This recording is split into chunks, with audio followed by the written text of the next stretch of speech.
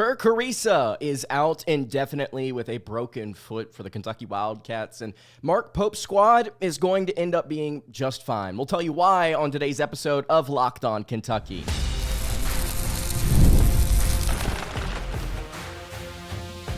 You are Locked On Kentucky, your daily podcast on the Kentucky Wildcats, part of the Locked On Podcast Network, your team every day. All right, what's going on, Big Blue Nation? Welcome on into Locked On Kentucky, your daily Kentucky Wildcats podcast. I'm your host, Lance Dawe, and on today's episode of Locked On Kentucky, we're going to be breaking down Kerr Kriisa's foot injury out indefinitely for the Kentucky Wildcats, and I think Kentucky is going to be just fine. We'll explain why. Also on today's episode, got some numbers, of course, that we need to look at. Net ratings, KenPom, AP Top 25.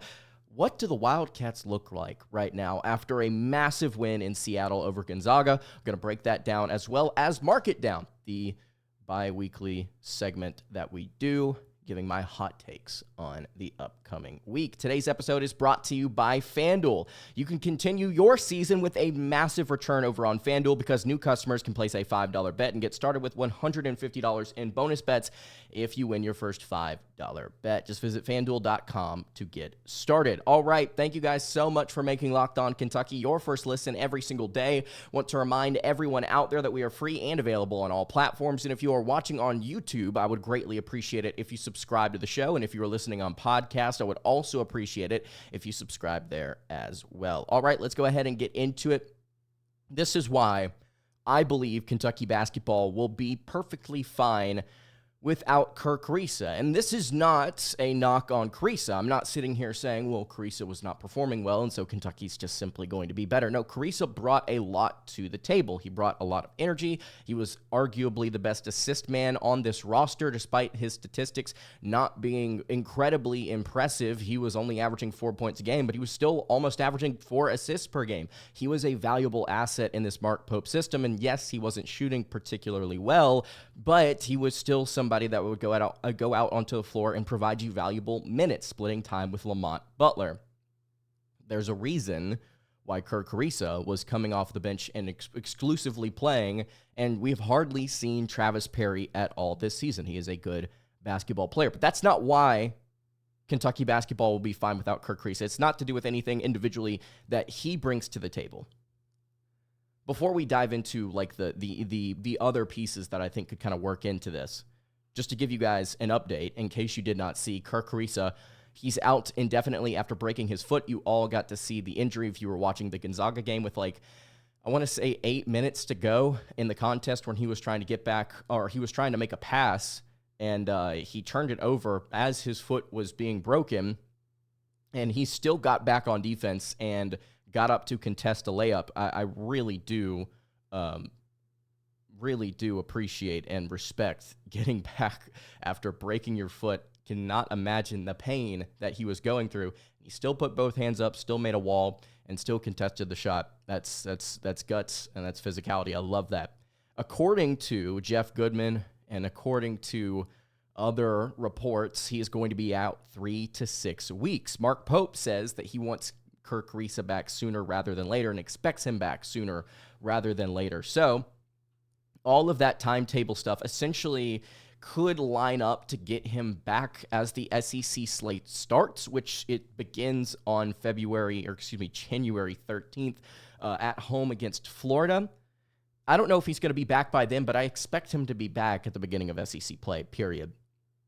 So hopefully this is not a massive time loss for Kentucky. So it's not anything that Kriisa has done. We expect him to be back soon. And we've got 2 different players on the roster that have had a ton of playing time this season that have proven they can not just play point guard, they can play it very, very well. At the time of this recording, Lamont Butler is not expected to be back for Colgate. At least that's what I've read.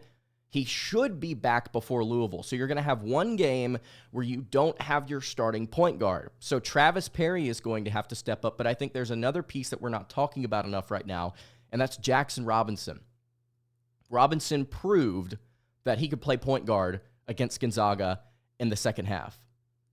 Gonzaga did not have an answer for the Kentucky offense for almost the entirety of the second half. But whenever Robinson got in, he played those final 8 minutes or so. He only had 1 assist, but he moved the ball. He handled the ball. The offense flowed well. They played very well at the rim. He himself hit some tough shots.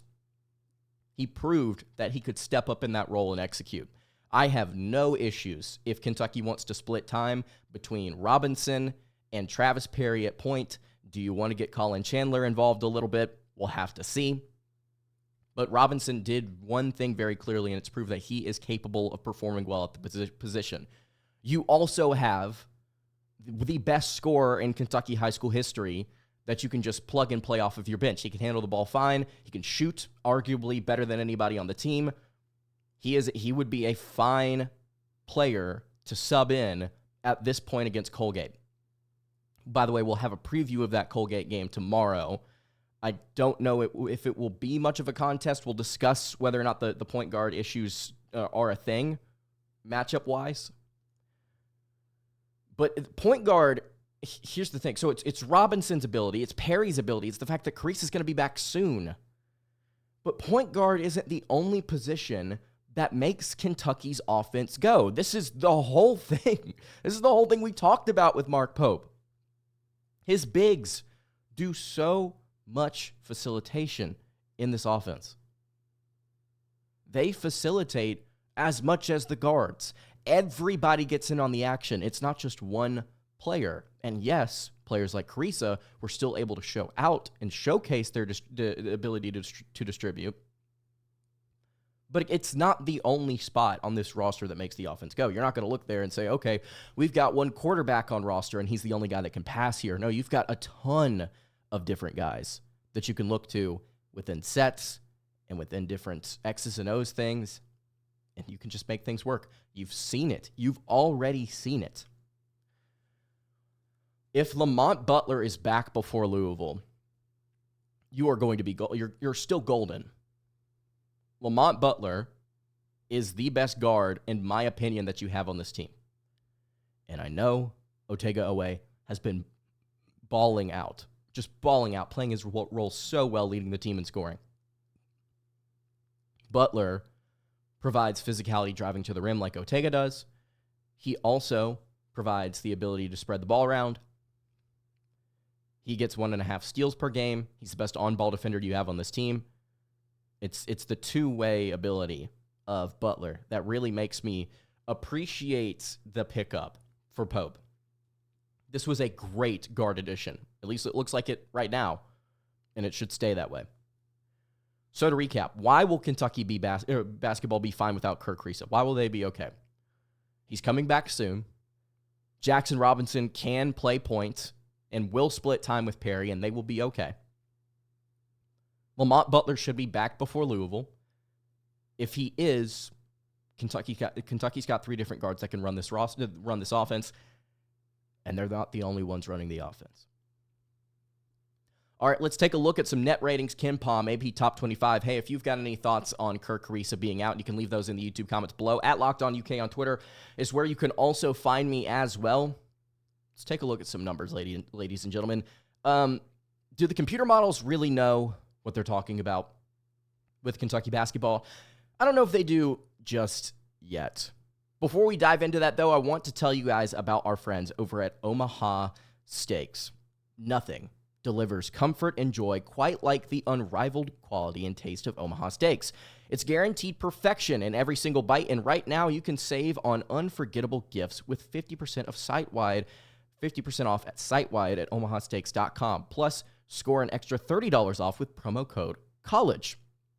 With 5 generations of experience, they consistently deliver the world's best steak experience, and the gifting experts at omahasteaks.com have made it easy to deliver the perfect gift, thoughtfully curated gift packages, and they feature gourmet favorites from legendary steaks to mouth-watering desserts and more. You can save 50% off site-wide for a limited time at omahasteaks.com. Plus, our listeners get an extra $30 off with promo code COLLEGE. That's 50% off over at omahasteaks.com and an extra $30 off with promo code COLLEGE, omahasteaks.com. Extra $30 with promo code COLLEGE. Minimum purchase may apply. All right, continuing along here on the Monday edition of Locked On Kentucky. Lance Dawe hanging out here with you. Really appreciate you guys checking out the show today. If you have subscribed to the YouTube channel or the podcast feed, I greatly appreciate you doing so. If you haven't yet, now would be a great time to join up. It's a great time to be a Kentucky Wildcat fan. Ladies and gentlemen, the Cats are rolling. I mean, you could not have asked for, I think, a better start. And a lot of you out there are going to say, well, you still lost on the road to Clemson. If I had told you that Kentucky was going to be 8-1, and you were like, okay, so they either lost to Gonzaga, Duke, or Clemson, meaning they beat two of those three teams, you'd be like, they're golden. Like this is awesome. This is incredible. They're one of the best teams in the nation. And they are. I want to start here with the net rankings. Again, to reiterate, for those of you that haven't seen, those of you that don't know, computer model, NCAA tournament uses it for seeding at the end of the season. It's something that heavily influences, I believe, the way that they like to seed things. And it's a lot more detailed than you think. It's about strength of schedule. It's about who you beat and how much you beat them by. It's where you beat them. A lot of things that go into it. And they divide the entirety of the country with these rankings into 4 different quadrants, essentially. And what quadrant you're in is dependent on where the game is being played. So, for instance, if you are playing at home in Rupp Arena as the Kentucky Wildcats and the Tennessee Volunteers strut into town, if they are inside the top 30 of the net rankings, that's a quad 1 win. If you're playing the Tennessee Volunteers as the Kentucky Wildcats, let's say you're playing them in the SEC Championship, that's a neutral site. And at neutral sites, if your opponent is ranked 1 through 50, it qualifies as a quad 1 win. And let's say you're the Kentucky Wildcats and you're on the road later on this season, and you're playing the Alabama Crimson Tide. Well, if Alabama is ranked inside the top 75 of the net rankings, which there are 364 Division I teams, if they're ranked inside the top 75, that qualifies as a Q1 win, quad 1 win. And why do I just explain quad 1 wins so much? Well, the more quad 1 wins you have, the stronger your NCAA tournament resume is, especially for these blue blood high-profile teams that are going to be getting these big-time seeds, right? So for Kentucky, you want as many quad 1 wins as possible to try and secure a 3, 2, or a 1 seed. Right now, bracketology projections have Kentucky as a 2 seed pretty much, but that win over Gonzaga, there were so many Gonzaga fans that came after me on Twitter because there were a lot of people that were like, it's not Gonzaga, it's Gonzaga. Frankly, I don't care. Everybody pronounces it. It seems like everybody regionally pronounces it Gonzaga, whereas a lot of people will say Gonzaga. And there was one video I watched of a reporter going around like the Seattle area like a few years ago, like asking people how it was pronounced, and she was so hateful to them, like somebody that works for a TV station. Anyway, we're getting off track. Kentucky wants as many Q1 wins as possible. They've already got 2. They are 2-1. Obviously, their one loss being on the road to Clemson, who is ranked number 11 in the net rankings. Clemson's good, y'all. A lot of us may not want to recognize it, but the Tigers are off to a hot start at 9-1. And Clemson themselves already has 3 quad 1 wins because they played at a neutral site against some teams that Kentucky would probably beat as well. Just want to throw that out there. Louisville right now, and I gotta go scroll all the way down. They are currently ranked 62nd. So Kentucky would not get a quad 1 win this weekend against Louisville. The Wildcats are ranked number 5. So they're a quad 1 win for anybody. The computer rankings right now say Tennessee is the number 1 team in the nation at 8-0, 2 quad 1 wins. Auburn is number 2, 4-1 in quad 1 wins. I believe that's the most in the country, tied alongside Oregon. who is number 15 for some reason. Gonzaga at number 3, Duke at number 4, Kentucky at number 5. Wait a minute. Why is number 3 and number 4 teams Kentucky's already beaten away from home? Why is that? Why does Kentucky, why are they one of the best scoring offenses in the nation, have one of the largest margins of victories in the nation, and yet they're 5th behind 2 teams they've already played? I know. A lot of you are going to be upset. Computer models are not the same as AP Top 25 polls, and you'll see in a second, or maybe that's not true right now. But models are different than what humans think. And as the season goes on, if Kentucky is able to keep this pace, they will rise above some of the teams that they will beat, specifically the Bulldogs and Blue Devils. But as of right now, this computer model looks at Duke and looks at Gonzaga, and they say, hey, they're pretty freaking good on their own, and they've already thrashed all these different teams, and they have really good offenses or defenses. Duke has the best defense in the nation. That Kentucky dropped 77 on, which is not crazy, but still, not a whole lot of teams are doing that. Kentucky will be fine. Does the model know what to make of Kentucky right now? Probably not. Probably not. You go over to KenPom. KenPom and Evan Mia seem to differ a little bit on what Kentucky is. It's crazy. So I started recording this episode 16 minutes ago, and Kentucky has moved up a spot since I have recorded on KenPom. That is hilarious. They're now above Marquette, who is number 10. Kentucky is number 9 now. That is hilarious. Marquette, they don't even play today. That's weird. Has to be some metric around them where somebody moved up past Marquette in some efficiency number, and it bumped Marquette down because the margin between 9 and 10 is razor thin. It's like 9, 10, small drop off, 11, big drop off, 12, which is UConn. And I say big, it's like a 2-point net rating, which we don't have to, which is their adjusted efficiency mark. We don't have to get into these numbers today. I'm just telling you, Kentucky's a top 10 team in the country right now, according to KP. Number 9 right now with the number 10 offense and number 24 defense. Both those numbers good enough to win a national championship. Absolutely they are. You want to see the defense get a little bit better? Is it going to? I'm worried about it, but I think that they should be fine. I think that they should be fine. And then if you want to look at AP Top 25, because I don't want to bore you guys with KenPom stuff today. The AP poll came out earlier today. Tennessee is number 1, and they thrashed Syracuse 96-70 in the ACC SEC Challenge. But Auburn still number 2 after losing on the road at Duke. Iowa State moves up 3 spots to number 3. And I'm not sure who they beat.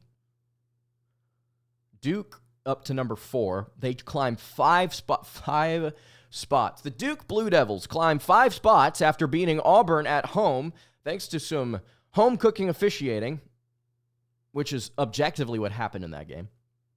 I don't even care for Auburn. And then Duke went on the road at Louisville, a game that they were trailing in, and Louisville eventually choked.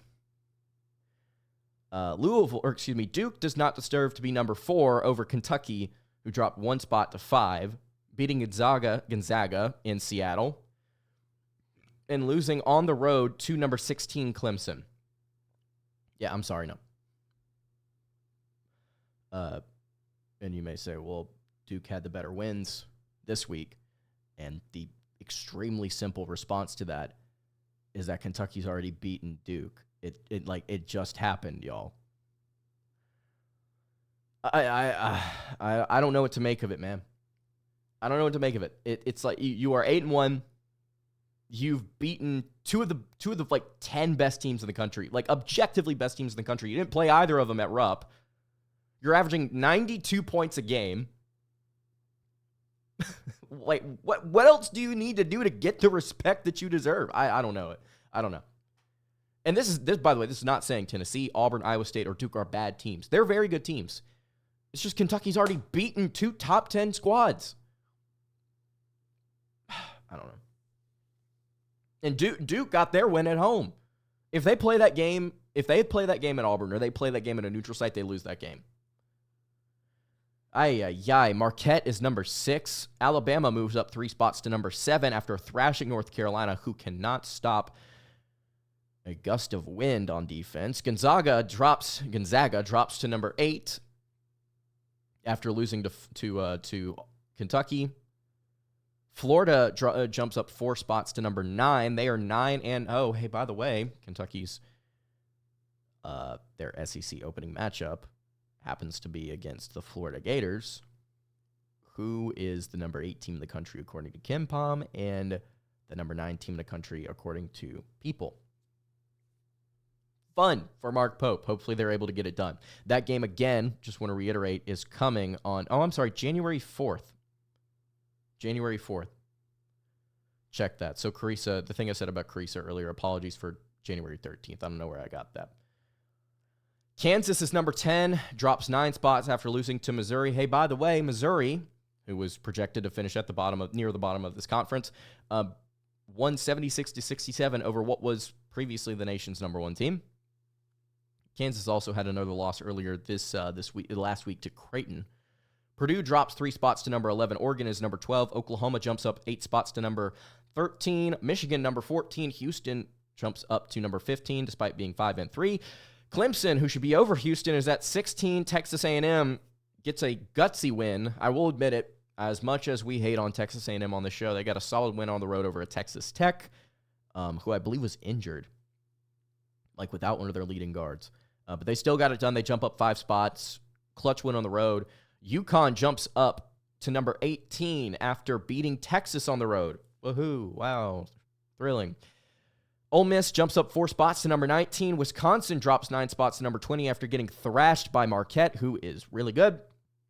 Cam Jones is a bucket.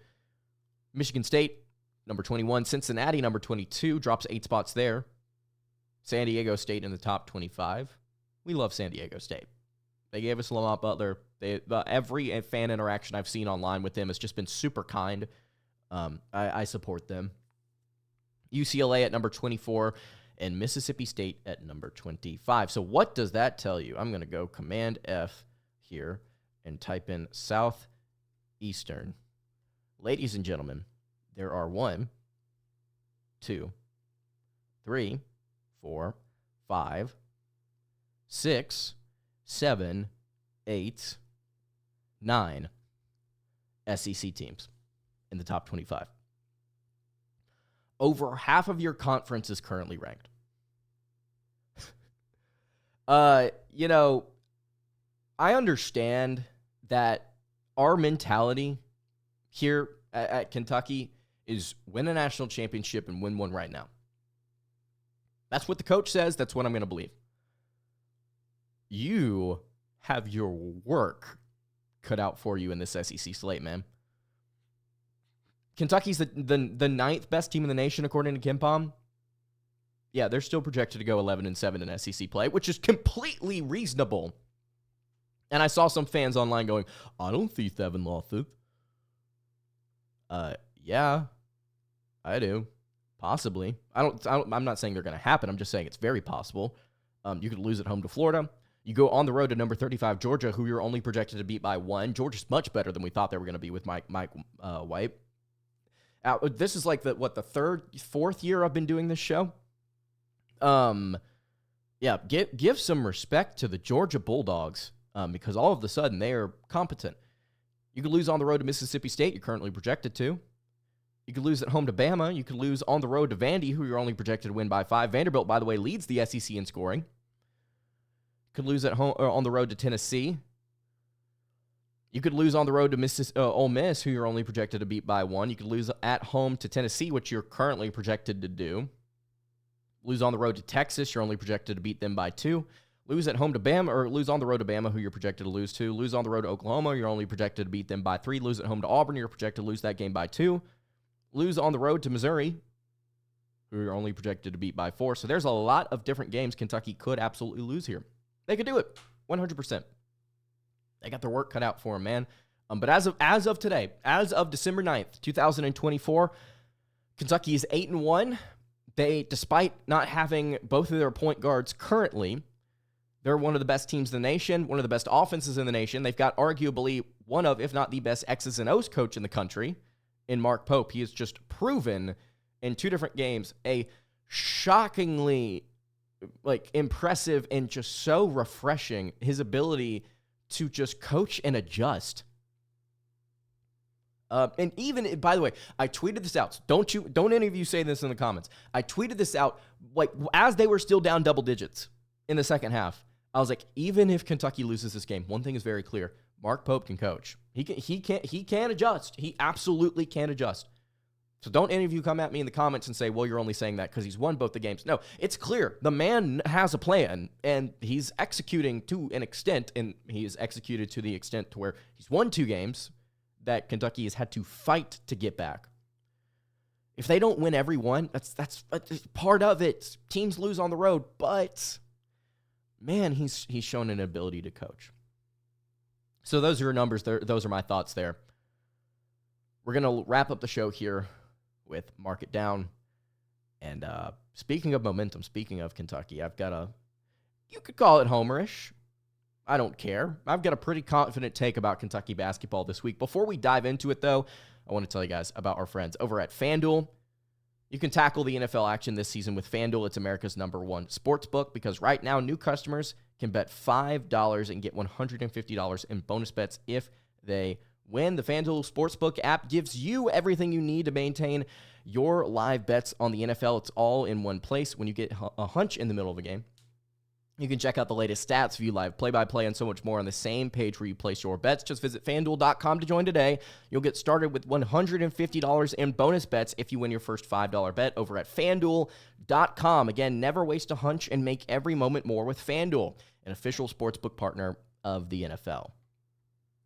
All right, wrapping up the Monday edition of Locked On Kentucky. So we've got Mark It Down here. Play the little stamp. Hopefully you guys hear that on podcast. If you're listening on YouTube, or if you're watching on YouTube, you get to see the little stamp I have for this.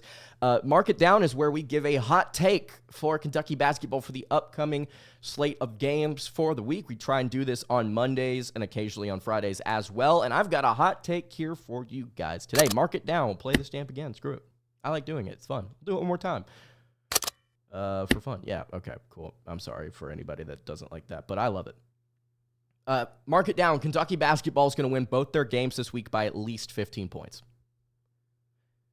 And you may say, Lance, they only play toothpaste in Louisville. They're only playing Colgate. They're projected to win that game 90-62. They're going to win that game by 28. They're only projected to beat Louisville, as of this recording, by 11. Louisville showing a little bit of life against Duke despite losing. Showing life at a neutral site against Oklahoma despite losing.